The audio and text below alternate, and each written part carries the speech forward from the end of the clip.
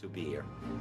It's simply completely unique. There is nothing else like it on the planet. It's all about humans. It's human stories. They're completely alone. They can't bring family, friends. There is no outside assistance. Everything that moves their boat through the water is because of the skipper. It's a completely unscripted adventure. No one knows exactly what's going to happen. Make the entire golden globe around the world from the south to the north, December 6, 26.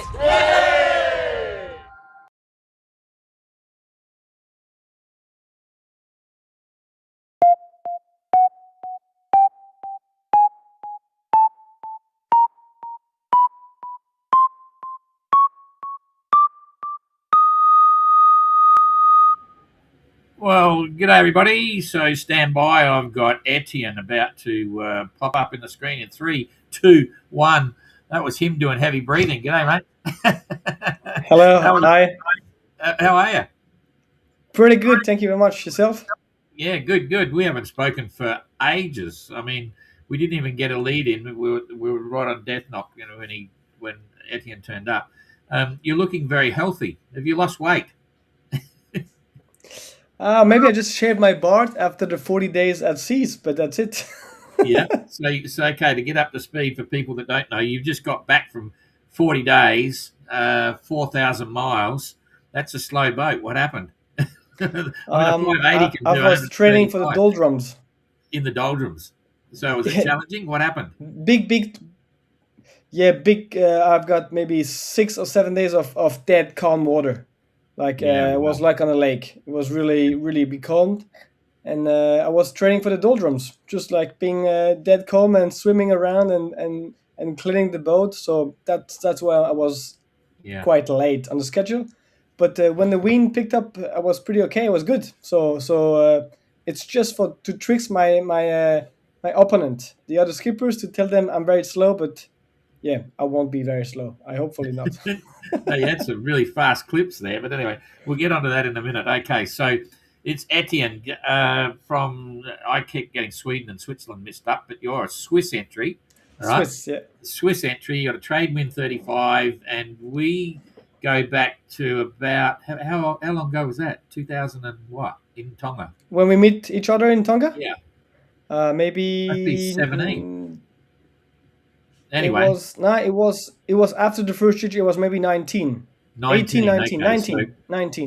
So Jane and I are on our island in Tonga, in a little island called Namuka Iki that got wiped out in a tsunami. Blah blah blah. And along comes a sailing boat, and we knew you were coming because you had another mate of ours on board. Coming. Gregory. And that's the first time we met, and we started talking GGR straight away, eh? Like you sort of had an inkling because that's what we're involved with, and then you got going. Just give us a bit of a rundown on how that all happened, and take us to Tasmania, but stop when you get to Tasmania, like where you started from, Yep. So when I was 28, I bought a boat in New Zealand. It was a steel boat after doing a couple of passage, really like hitchhiking on boats, and I spent 4 years and a half sailing in South Pacific, like between New Zealand, French Polynesia, Fiji, and somehow Tonga. Then I met you and Jane, and I had like many questions about the GGR, but also all your other adventures you've done, and we should set the scene there, sitting around the campfire, yeah, bits and pieces on beautiful paradise and beaches, coconut palms, whole bit. Classic photo. Now carry on. And you had like a little pig. You had like a little pig as a pet. You had a piggy. Yeah. No, it was fantastic. And then you just run the first the first new editions of the GGR, the 2018 editions with Jean-Luc Wynn, and then you were in Tonga, and then I remember we spent maybe 3-4 days, and I think we just been talking almost nonstop about like the adventures, the boats, and life, and we left you, and we went to Tofua. We went to the island you actually stop by doing the re-bounty travel. And then I went there with Greg and my brother and my girlfriend at the time. And then my brother flew with this paragliding over the island. So we also did an adventure on the island.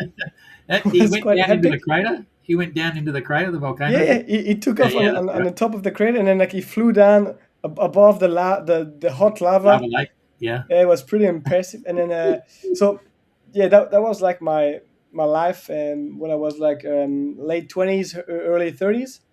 And then I kept sailing to Noumea, New Caledonia, Vanuatu, and then kept on sailing towards Australia.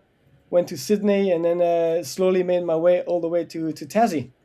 And that's where actually the COVID hit the planet, and then everybody was locked down, and then you were there with Jane again, so we met again for the second time in Tassie. We were locked down as well. Yep, and then we visit each other a couple of times, and then that was exactly the time when you actually start working and releasing the 580 project. Yep. Yeah, exactly. Yeah, that was when it began. Okay, let's just hold it there. Now I want to go back to you as a kid, a little boy, okay? Yeah. Growing up in Switzerland. Tell us about it, your family and school and all that sort of stuff. What were you? So I grew up in the French part of Switzerland by the lake of Geneva, the Lac Léman. We a family of 4 siblings. I'm the oldest one, the first one in the family.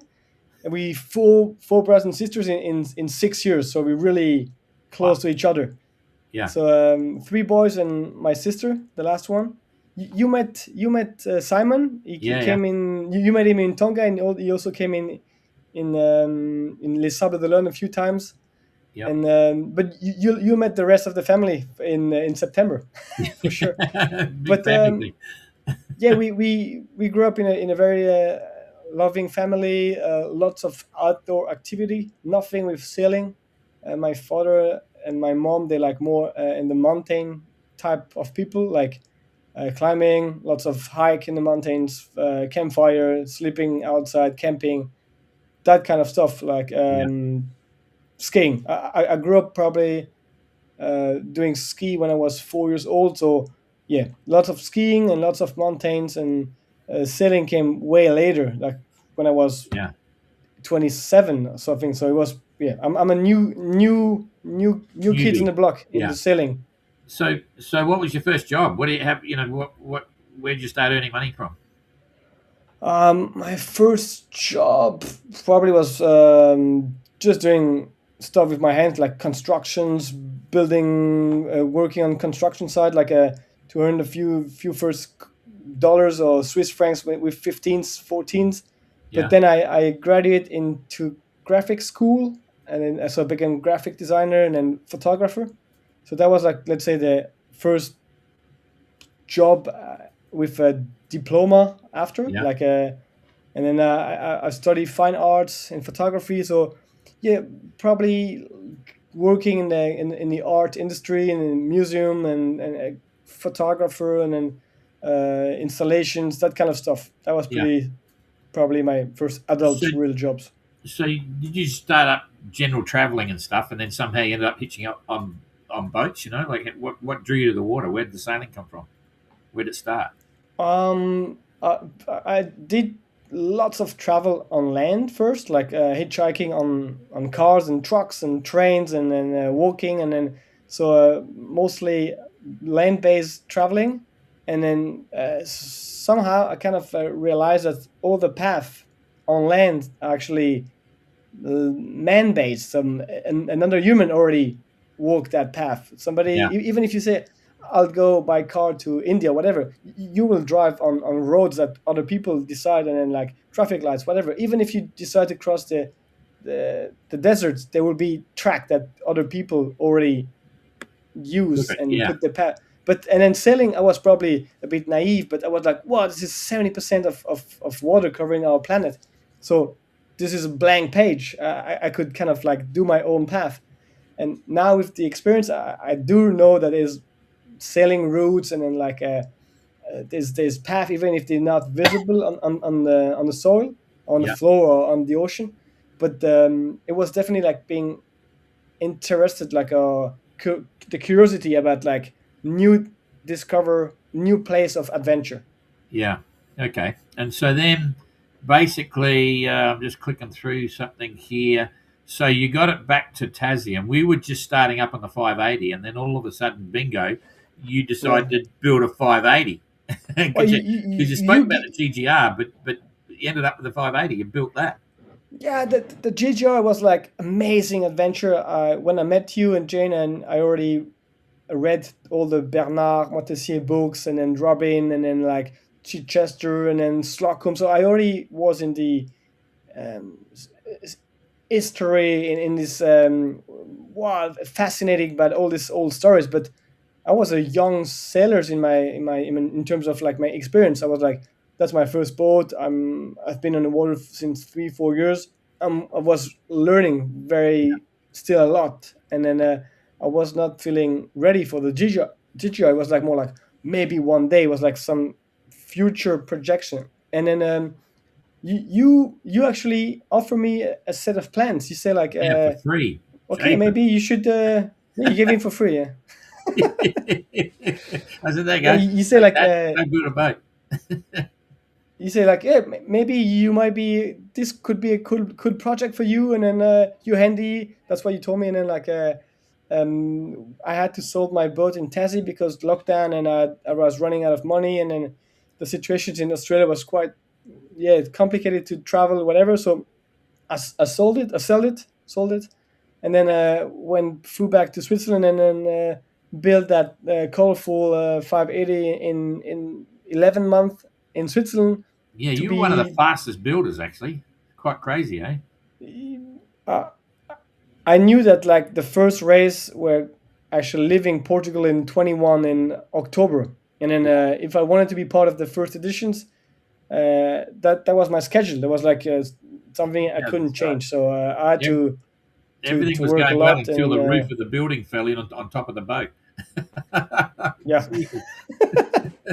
Anyway, that's another story. And the paint job. I mean, I know you don't like stainless steel, but this is the start of the journey. What's the story with the paint job? Tell everyone. So I found white boat and this basic gray aluminum mass very boring. Like, which one is yours? Yeah, it's a white boat, and they're all white, and they all have white sails. And so all my boats, they always been colorful.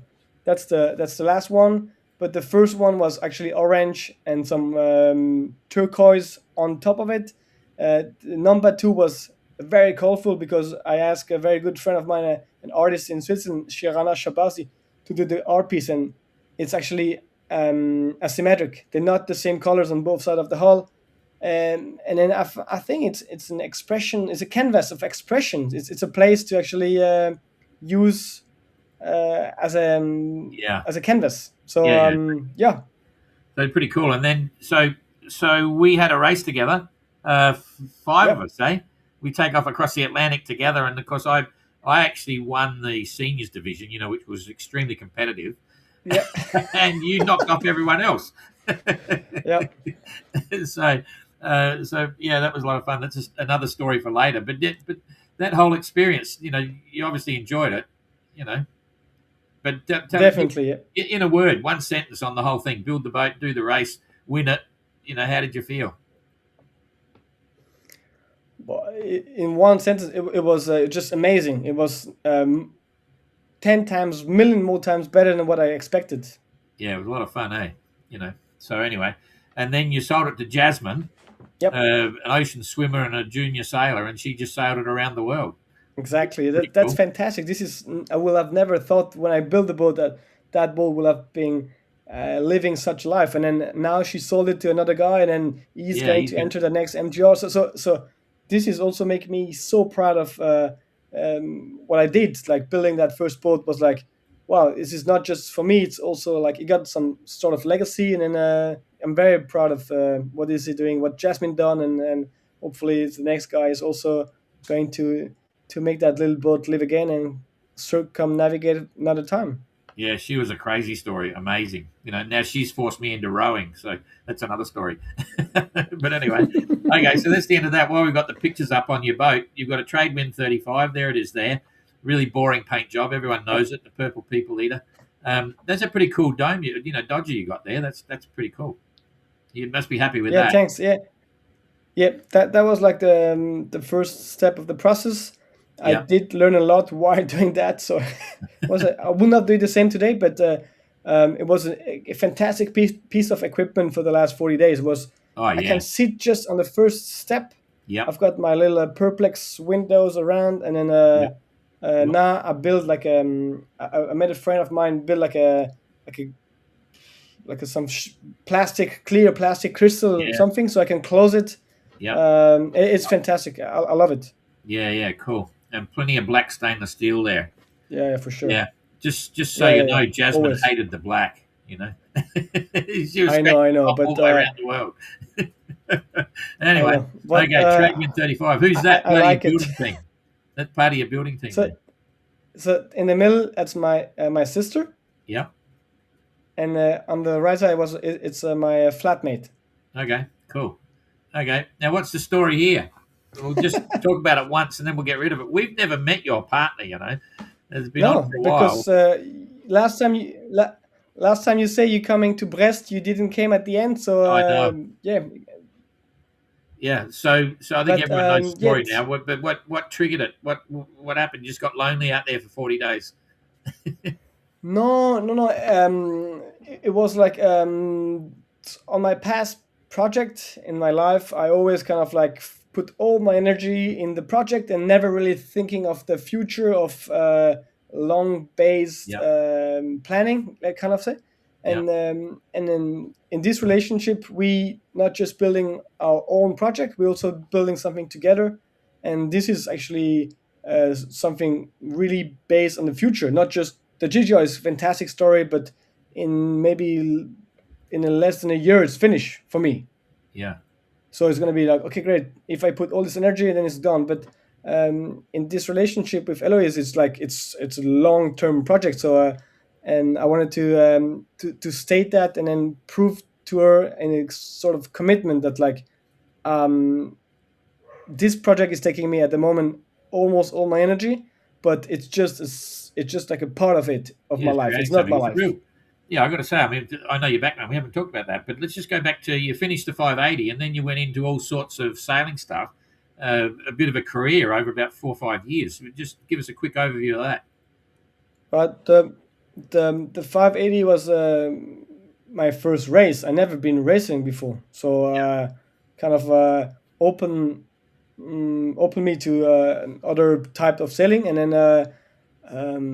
I jumped on a class 40, and then another guy gave me a job on a trimaran, and then I was crew, and then I turned to boat captain, and then another guy proposed me a job as a skipper. So it was kind of like a snowball that you throw on top of the mountains. That's like tiny at the beginning and like just getting bigger. And then I passed my yacht master. I passed my different license, and then I did my job. So I was skippering for the last years, making money, doing multiple middle sea race, transatlantic racing, race a couple of races and deliveries, and then when sailing on big, fast mod 70, doing 32 knots and class 40, whatever, did some IMOCA. So just like experience from one boat to the other, and then just like meeting people that like say, oh, we need you, maybe you could call that guy. So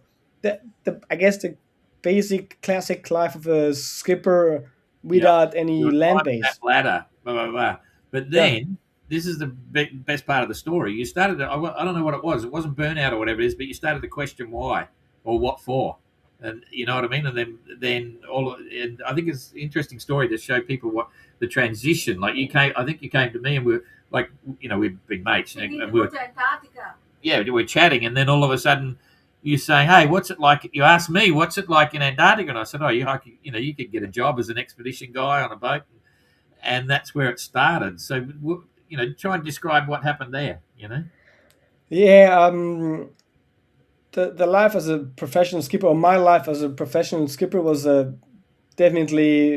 fantastic on many points. I went to fantastic place, but at the same time, I was also a bit like bored of like working for rich persons or like doing some nonsense jobs sometimes, just like moving the boat from one place to the other, but that make no sense. And then I was missing Funny, some, though. yeah, Funny, but no sense. Yeah. yeah. And then it was also a bit lacking of adventure. Like it was maybe yeah, I don't know exactly, but I was definitely wanted to go more adventure and then maybe do something more that I wanted to do. Yeah. So expeditions, Antarctica was always something on my to-do list. And then at the last Vendée Globe start, I went to Les Sables and visit you and visit all the boats, and we did also a couple of days of talking, asking about all your expeditions, and then you show me a boat pretty cheap in UK in Cows. I was like, look, maybe that could be an interesting project to do now. It could be the right time in your life to do the GGO. And I was like, that's right. We already talked about that project years ago, and then I feel way more ready now. And then it was just like the planets, the right alignment of the planets. Absolutely, because you got to that point now, and everything that you've done on the boat is amazing, right? You took it way back further than I thought you would, but you basically rebuilt it back to new. You know, basically yourself and your partner and a few others, and I mean, you're a real sailor. You know what's going on, and you can drive the boat, and it's brought everything together: your sailing skills, your building skills, your boat preparatory work, all that sort of stuff, your character, the whole thing, and then you go and propose to your partner. It's like it's as if, well, that's the end of chapter 1, big time. So well done with all that. Anyway, we'll carry on from there. So yeah, that's an amazing story. So let's just talk about the GGR. I mean, you got a bit of perspective. You just finished the qualifier. I think were you rushed to get into the qualifier, or the boat was pretty much settled? You know, like you're ready to go. A boat. There's always something to do on the boat. So I could have stayed another 2 weeks, 2 months, whatever. But I wanted to do my qualifier way earlier, but I was delayed a lot because of delayed on some other people that I couldn't manage. Stuff. Like the mast was like 6 months late, so that made the sales, everything was like late because of some delivery, whatever. Yeah. So I really wanted to do it as soon as possible to kind of like take that out of my checklist, my box. And then I was very happy at the end to have done that 4,000 mile. It was way slower than expected, but I learned so much about the boat, about the small improvements and modifications I want to do. And this is I still have like maybe a bit less than 100 days to do my small modifications, but in general I'm very, very pleased and very impressed about the hydrowane, very impressed about the boat. It's a slow boat, it's a heavy boat, so in light wind it's like hard to move, but as soon as like there's some breeze, it's fantastic. These boats are like so comfy and so safe, and really I'm really impressed. Yeah, they keep high average speeds of displacement and stuff. Anyway, we got big hopes. I keep complaining about the bloody rustlers, but no one's ever driven a Tradewind hard yet, and I know you can, and you probably will. So that's going to be interesting because it's not just the design; it's the sailor, it's the sails. You got really good sails too. You got proper racing sails. You've done a good job of the refit. You're a sailor. Going to be very interesting. So you're definitely racing mode, right? I'm not even going to suggest for a minute that like what's your tactics?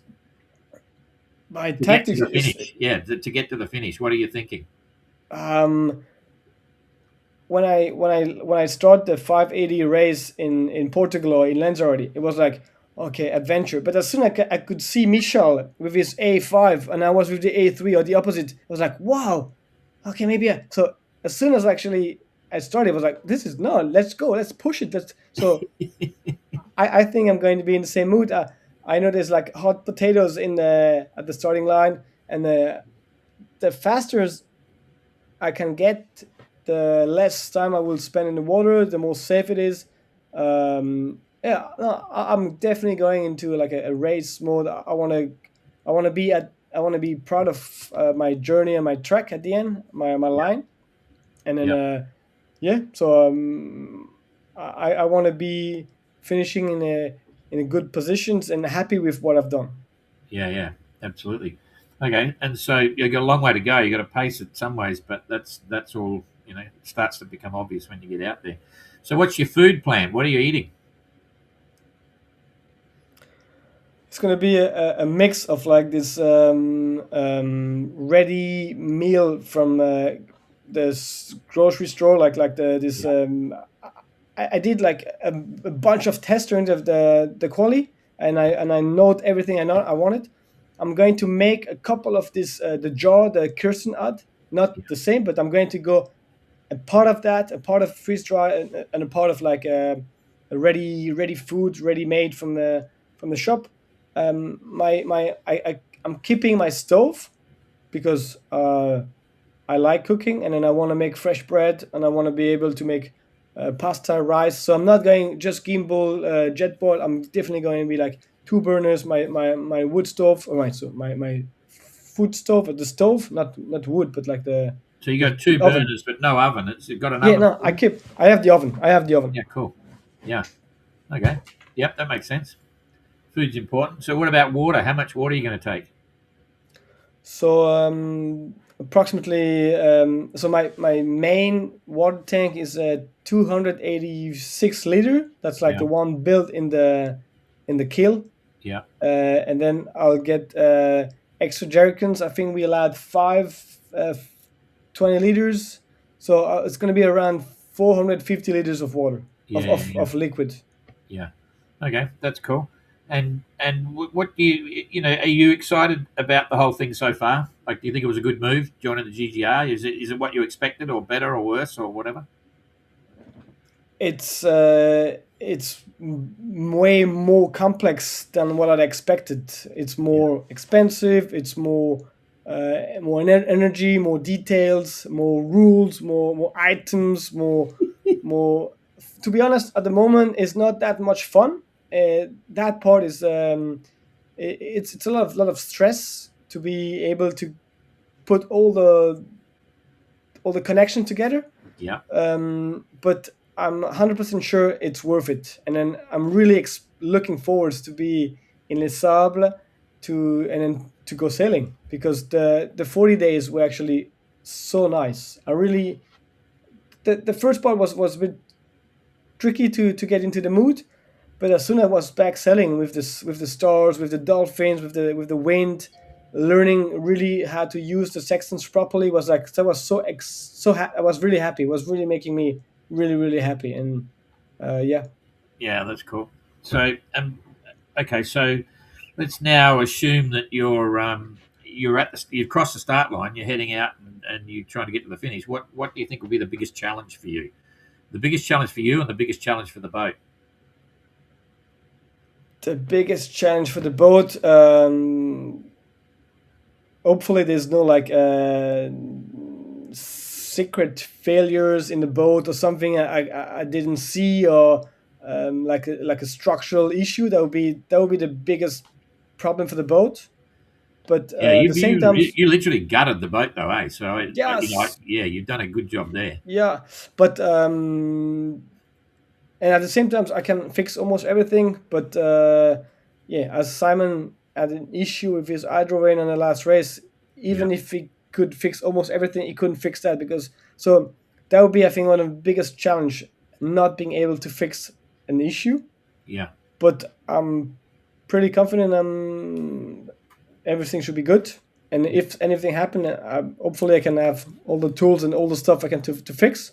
Yeah. But about myself, my biggest issues, or the biggest challenge for me, is going to be probably the Southern Ocean. And I never been. I mean, I learned my first really sailing was like in New Zealand in the 40s with albatross, but like Cook Strait, and then like not very that south. Still, it was 40s, but like, and then like the big waves, and then the big stories from this big storm. That's going to be like, okay. Something new. So yeah. Yeah. Okay. Kind of a mix of looking forwards and then a bit scared at the same time. Yeah. walk us through your daily routine on a typical day on your last 40 days. Like how you're running your watch system, how just a day. Walk us through on a day.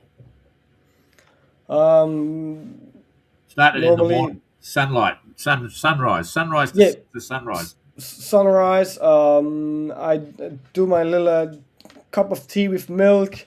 Check the boat after the night. If do a little breakfast if I'm hungry, then normally What's breakfast? What are you having for breakfast? sometimes muesli, and sometimes I do like bread and butter and then jam. Okay. Yeah. That kind of stuff. And then that's a Bernard Matessia trick. Yeah. Okay. If the sky is clear, I do like a morning sight with the sextant, and then make the boat go faster, change sails, whatever, make it run. Sometimes do a morning nap before 12. If it's still a sunny or good visibility, I do like a noon sight, sorry. And then I'm not eating much a lunch, but doing like a couple of small snacks during the day.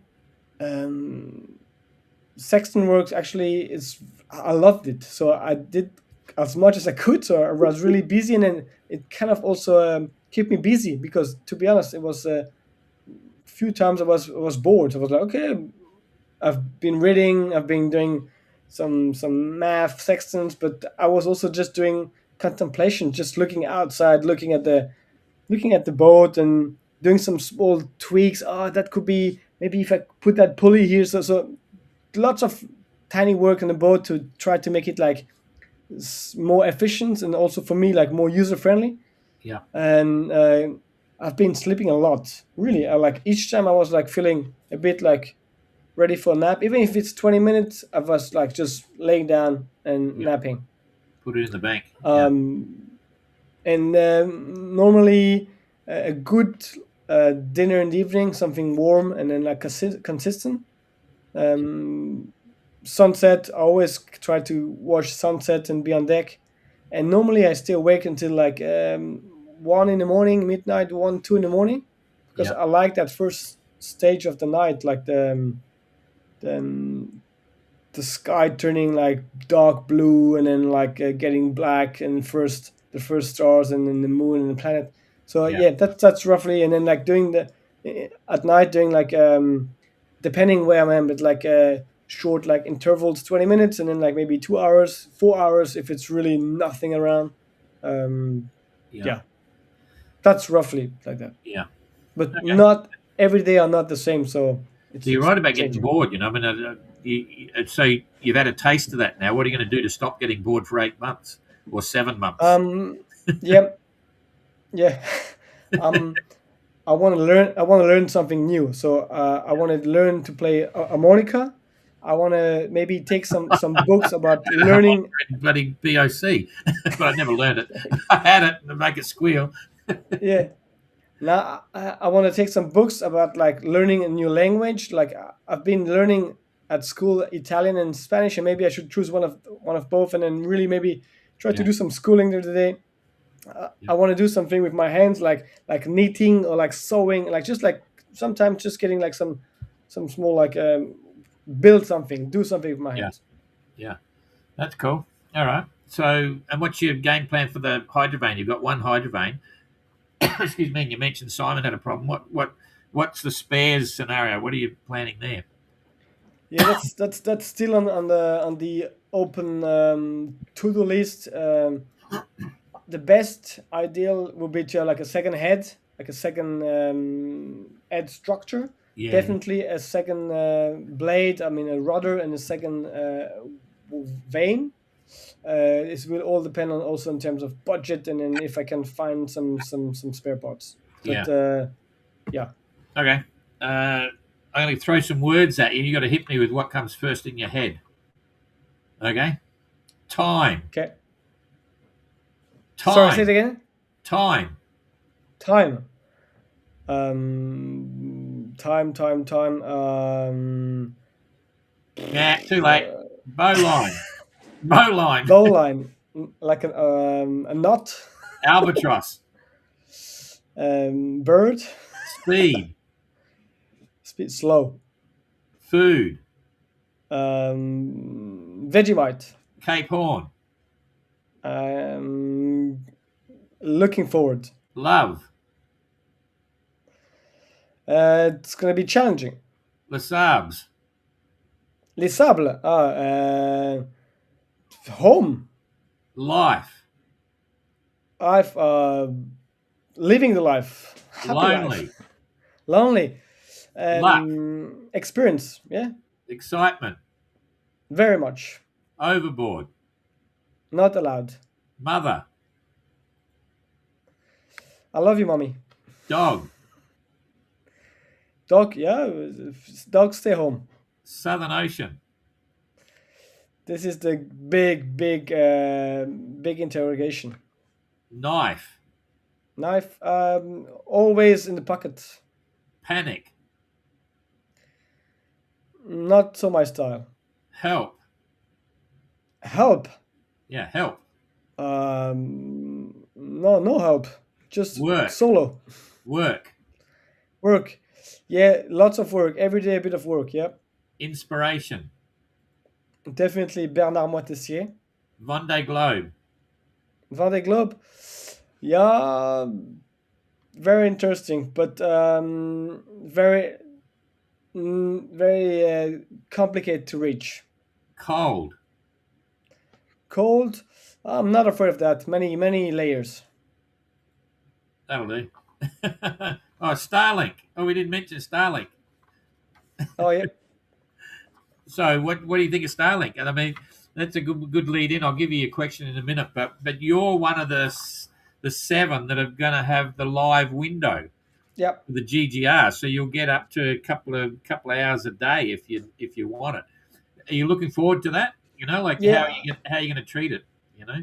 Yeah, I think it's gonna be a great way of like sharing my journey with my family, with my followers, with also other people that I don't know, and then try to maybe inspire other people that like my dream is coming through, and then maybe everybody can actually follow their dreams and then believe in themselves. And I think the idea of being able to share this live footage from the board are actually fantastic, and then. I don't have to talk. I mean, I don't have to have communication. So I'm still doing my solo trip, totally isolated, but I can share it with images, and I think this could be really great. Yeah, it's interesting. It's an exercise now to explain to people exactly how it happens, because everyone on the boat. In fact, I did it in 1990. I had like 5 cameras, and you grab the camera and you talk to the camera. You know, you say, "Oh, check this out." You know, blah blah blah. And you're talking to the camera, and everyone in the GGR does it. The only difference now is you 7, you can actually have an open window, and as you're talking to the camera, like everyone else, they're going to be watching it as it's happening. So we get the good deal. You know, we get the action, and you just carry on and do what you do, sort of thing. So going to be kind of fun, eh?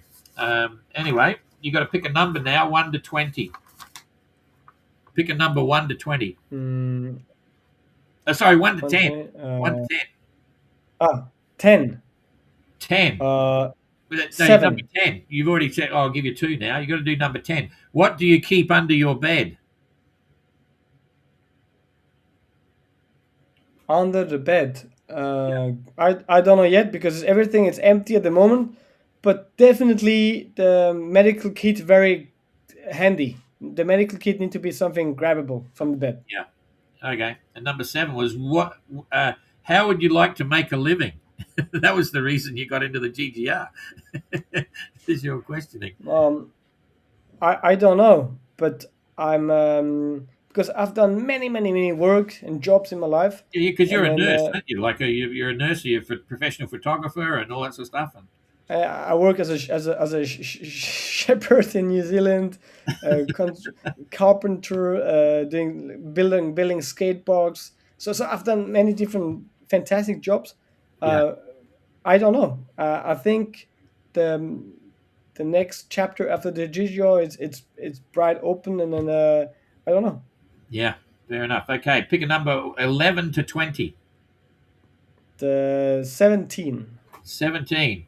What would you do with €1 million?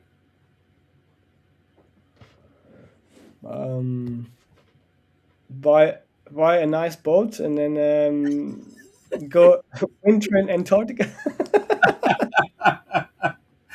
Okay, fair enough. Radio. Pick a number 21 to 30. 23. 23. Okay, what is your favorite bird and why? My favorite bird. There's a bird called shuka in Switzerland. They're like black with an orange nose pick, and they're really perfectly at gliding on top of the mountains. When the wind is coming, they're just doing soaring.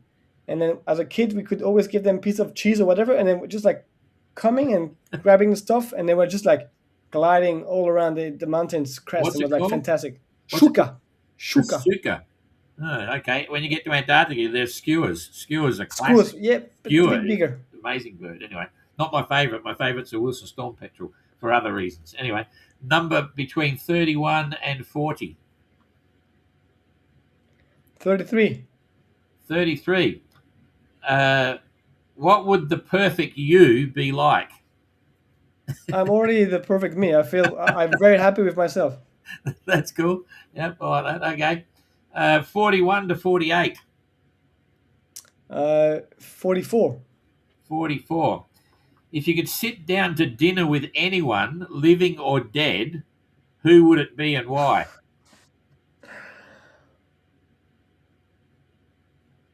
Wow, that's a tough question. I would say Bernard Moitessier Yeah. Why? because he is and was or is my inspiration through all the books I read, and if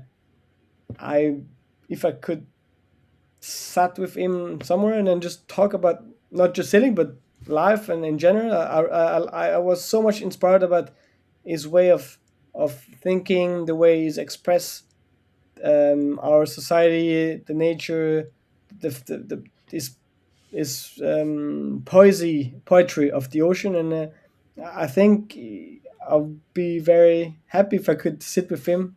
Yeah, Yeah, you're right. He would be. He's an incredibly complex character, eh? A lot of people think he was philosophical and light and fluffy and stuff, but he's really complex. I enjoyed every one of his books. So I'm the same. It would be, that would be an interesting dinner. Anyway, okay. We went to 48, didn't we? Yeah. Okay, now you got to pick a letter between A and N. E. E. Like eco. Echo. If you are given an elephant and you can't give it away or sell it, what would you do with it?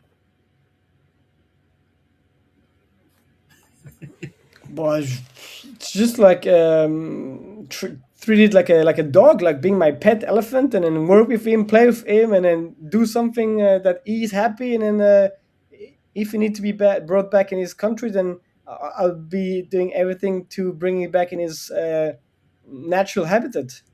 That's cool. Yeah, why not? That leads me into the gorilla. What's the story with the gorilla? Come on, tell us that one. So it's not a gorilla; it's an orangutan. Yeah, and what's the connection to? Oh, an orangutan. Oh, yeah, George the orangutan. Yeah. Orangutan. The connection with your boat and everything. Yeah, so Pan Eco is a Swiss foundation that's actually doing some forest preservations in Indonesia, and they also have like different programs in Switzerland for the birds and then like for the forest. But one of the main projects is actually preserving the wild forest in Indonesia, and then preserving the orangutans that actually are an endangered species, and they're doing that since many years. And to this year, it's going to be their 50th anniversary. So, and my dad is a doctor, is a surgeon, and then he's been working or helping giving is time to go do some surgery on the orangutan since 20 years. So it's a platform. It's foundations that need actually some more visibility and some more like support to protect these fantastic animals that actually one of the closest to us, and they're very in danger. So if on our own planet we're not capable of saving and protecting the species that the closest related to us, we go straight into the wall, into the destruction. So I think it's a good message to try to carry of like not just preserving the oceans, also preserving the apes and then the forest that actually we came from. Yeah, the world's a mess, eh? But anyway, yeah, and it's funny, immediately, the reason I say George the orangutan, I'm Australian, we had an orangutan in the zoo when I was a kid, and I'll never forget George the orangutan, anyway, that's another story. So sometimes zoos have a benefit as much as they're a bit tricky. Well, that's going to be a bit of fun, so that's cool. And the worst thing about the GGR in terms of if you could change something in the GGR, what would it be? What would you change? I don't know, because I haven't done it yet. Like all the process now is actually so much stress. Yeah. Oh yeah. Okay. Yeah. Carry on. And then like it's nothing about the GGR, but if I could change something now, I will have started my project earlier. Yeah. Yeah. Like this is just about me. It's not about the GGR. Like it's like my GGR campaign is it's almost too short. Yeah, that's a good. Well, another question was going to be if you could say anything to and we got a bunch of 2030 GGR entrants already signed up. But anyway, what would you say to them? What's your advice, having not even started the GGR yet? Start early as possible to get the boat. Because if you think there's going to be only 10 jobs to be done on the boat, there's going to be 30. And then when you've done the 30, there's going to be another 20. And so in the next scenario, you're in the race, you've already set sail, you're out there. What's the highlight? What's the big draw card? What are you looking forward to most? Oh, we lost you. Oh, you're back again. I definitely looking forward to be alone for a long period of time, to kind of like experience this isolation, this like boredom mixed with like just being by myself, and then see how I'm coping with that. Yeah. And this relationship with me and the boat and the nature, like maybe it sounds a bit naive or maybe romantic, but like Bernard is explaining it so beautifully in his book. And then this relationship he's building with the birds, with the oceans, and with the way he's talking to his boat, and like, wow, I do think I already grasped a tiny bit of that during my previous trips and in my career, but the really long passage, I think I might actually be able to maybe go a bit closer to that feeling, and I want to try to see something or feel it. Yeah, it's a really valid point that it's very hard to explain to people, but some interesting conversations and about that subject with Kirsten and some of the others, how all of a sudden they're doing something that you just don't get to do in life normally, you don't get to spend that time in an amazing wilderness and stuff. So yeah, exactly. That's valid as well. So how well prepared are you in terms of being ready for the start? You're sort of happy where you are, you're still a bit frustrated, you're going to have to bit of pressure on, or you think you're okay? Are you 80%, 90%? I think I'm like 88%. 88%. Okay. And have you been able to do everything that you would do if you had unlimited money? No. No. What would you, if you had unlimited money? What are the things that you'd do that you can't do now? Good question. I don't know. You see, because I look at you, and I see, geez, you've done an amazing job building your boat. Yeah. You've got a good set of sails. You've obviously got a good sextant, charts, bits and pieces, blah blah blah blah blah. You're looking pretty good. Maybe you would have had a different boat. I don't know, but but for me, the story is a bit like the 580. It's not just sailing; it's also like the 580 was amazing about building the boat. That was fantastic building, and then that project maybe was a bit way bigger than expected. But at the same time, I learned so much. I learned so much about refitting all the systems. I've redo all the electricity, the plumbing, the tanks, the windows, the painting. One thing I kind of have to redo now that I'm not happy with is the chain plate. I need to modify my chain plate. I'm not happy with the chain plate. Why? But because the way I kept my U-bolt. Yeah. And I did a reinforcement underneath, but still with the reinforcement, some of my deck got a bit of popped. Just a tiny bit. Yeah. So I want to modify the chain plate because I don't want to have any risk of losing the rig. Yeah. But that's totally doable in the next few weeks or month. But to answer your first question, actually, at the moment, the money, if I will have unlimited budget, will be probably to just cover all the last bits and bobs I need to buy, like the medical kits and then the spare hydrovane and then the life raft, and then kind of like reimburse all the money I borrow. Actually, it would be about that. I was going to say that. Yeah. Because I'm very happy with the boat. There's not much. There's many more smaller modifications in it to be done, but the rest is good. I'm happy. Yeah. Yeah. Too true. Okay, I got some people here passing comments. I'm going to quick through. Ronnie Barrow, hey Don, you know the French have done some horrendous stuff around. Oh, but jeepers, I don't know who that is. I won't even talk about it. I'm sure there's no time cut off of. What a bloody idiot! Sorry. Yeah, I don't know whether he's joking or serious. It doesn't matter. Greg, what celestial navigation kit will he be using? Sextants, watches, clocks. So what sextant have you got? And what's the story behind the sextant? I'm always fascinated. Every sextant's got a story. No one ever usually goes and buys a brand new one. But anyway. So my sextant is a Japanese one. I'm sorry, I don't have the brand right now. Tamaya? It's from Japan, from Tamaya 77. Tamaya, yeah. Japan, yep. Tamaya 77. And then that was my first sextant, but I lent it to a guy. I said, take it. And he sailed it 2 or 3 times around the world. It was on loan from a 21st birthday present, but I'd lost track of him and I don't know where it is. What was his name? I can't even remember his name now. I'd remembered it before. But anyway, friends in Australia probably know to track him down, but I don't know what the heck. So literally he was busted. So I had my first sextant. It was given to me by my mum and dad for the 21st birthday. And I said, here, take this. It's on loan. Go. And he did one trip around the world, and he came back and said he's going to keep going. I said, well, you keep hanging on to it. And GPS was around, but this guy, he kept going. He was a really big writer. Him and his girlfriend were writing for Classic Boat in America.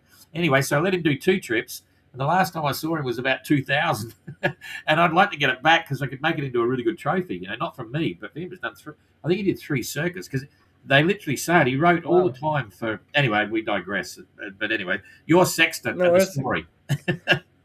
Yeah, so many years ago, I sailed into the Tuamotus in Ahe. Yeah. That was actually the atoll that Bernard went with his wife and son to settle down and then try to build the garden. And then he brought the cats to kind of like fight against the rats. And then the cats get actually destroyed by the rats because they were too small.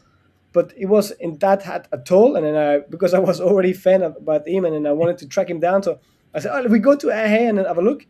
And then I met a guy there that was living there, a French guy, an old French guy.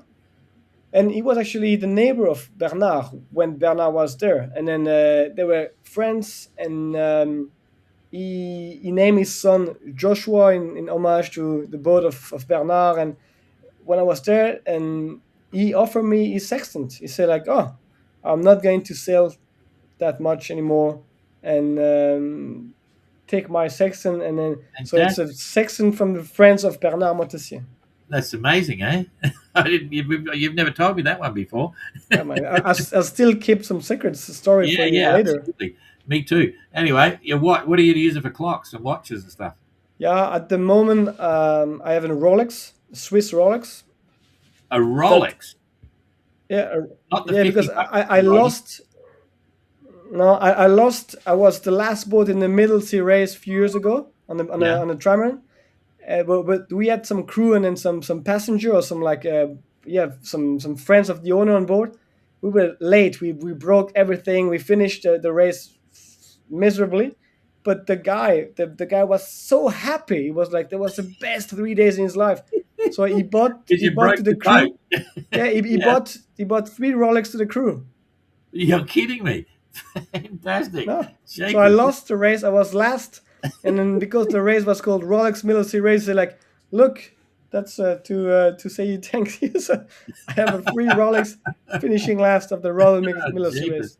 Race. Okay, that's cool. So we should end it there. That's a classic. Okay, now he's asking you. You obviously got charts, great circle charts. Are you going to take pilot charts as well? Or are you going to the Jimmy Cornell ones or the Admiralty ones? Oh, I've got to give you some charts anyway. But Yeah, I've got a but book here. Yeah, I have the Jimmy Connell's Atlas, and then I'm going to borrow some of the charts from Explorer. yeah, absolutely. I'm an explorer now, but long story. But anyway, okay. So carry on. Hang on, I'll quickly get this. I think we're running over time here. And not enough. Yeah, try building a Kamal 22 inches from eye by string to stick. I don't know. Anyway, interview. The clock is ticking till the race day. Can't wait. Yeah, neither can we. Be quite fun. It's very annoying. The ads are coming up all over the place. Oh, we're getting ads over the top of it. Jeepers. Okay. Tomea Jupiter is fantastic. This is from Greg again. If that's the one, Greg, a Rolex. Wow, that's a lot to watch. Yeah, I agree. So, all right, mate. Well, that's anything you want to sign off with, like say goodbye or, anything you want to mention about people, What's your mum think? What's your mum think about you doing the race? She's a bit afraid, but at the same time, she already know you. She know you. She know Jane. She was like, look, I was very scared at the same time with the Mini 580 across the Atlantic, but then she also kind of enjoy all this energy, the tracking, and then she was so happy to see me happy doing what I like to do, and then she just wanted me to be safe, so she's like double check everything, but she trusts me, and then she's supportive, and that's fantastic. All my family, everybody is actually thinking I'm a little bit like crazy, but at the same time it's a positive craziness, like wow, okay, go on, we believe in you. Yeah, cool. So when are you getting married? Or shouldn't I ask? After the GGR. You invited for sure, but it's going to be after. After. Straight after? Come on. Have you set the date yet? No, you should do it the day you arrive. We don't know yet. Do it the day you arrive. You should be ready to go. That'd be a good story. Yeah, but I don't know when I will arrive, so it's going to be... Okay, well, we do definitely a big party when I arrive. Yeah, exactly. I'm looking forward to meeting her. So, Jane, that'll be fun.